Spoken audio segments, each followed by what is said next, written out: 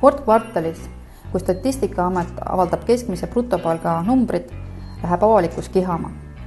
Kas oled tabanud end mõttelt, et kes siis saab seda müstilist keskmist ja mis tekitab selle müstilise keskmise kasvu? Kas see kasv on liialt kõrge või on äkki hoopis liialt aeglane? Keskmise brutopalga kasvu hindamisel peame me teadma seda, kuidas andmeid korjatakse ja milliseid järeldusi siis selle põhjal ka teha saab. Üks väga oluline asi on see, et milline on üldse meie palgasaajate koosseis.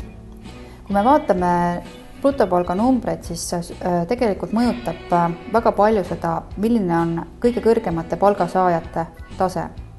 Ehk siis juhid, IT-sektor, need sektorid ka, mis on rahvusvahelisele konkurentsile avatud ja sellepärast on seal palgatasemed kõrgemad. Kas sa teadsid, et 70% palgasaajatest saab tegelikult alla keskmise brutokuupalga ja ainult 30% saab rohkem kui keskmine brutokuupalk? Seega, neid, kes saavad nautida seda müstilist keskmist, ei olegi nii palju. Suurem osa peab leppima vähemaga. Teine oluline asi, mida brutokuupalga hindamisel teadma peab, on see, et see sisaldab väga paljusid töötasu komponente. Brutokuupalga sees istuvad lisaks rahalistele tasudele ka mitterahalised.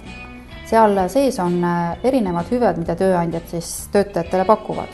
On need lõunasöök või ka mõned muud soodustused, samamoodi ka rahalised tasud, mis ei ole otseselt tööga seotud, on näiteks toetused või on ka puhkusetasud, et selles suhtes me ei saa öelda, et see on ainult palk töötatud aja eest.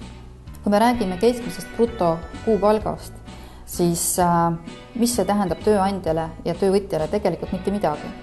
900 brutokuupalga juures saab töötaja kätte 700 eurot umbes ja tööandja tööjõukuludena maksab 1200 eurot. 900 eurot ei saa nagu õieti keegi või see ei ole õieti kellegi kulu. Seega, brutokuupalk on tõesti väga keskmine näitaja ja selle hindamisel peab teadma seda, et kindlasti kõik palgasaajad ei teeni keskmist brutokuupalka ja brutokuupalk ei tähenda põhipalka, vaid see koosneb väga paljudest erinevatest osadest.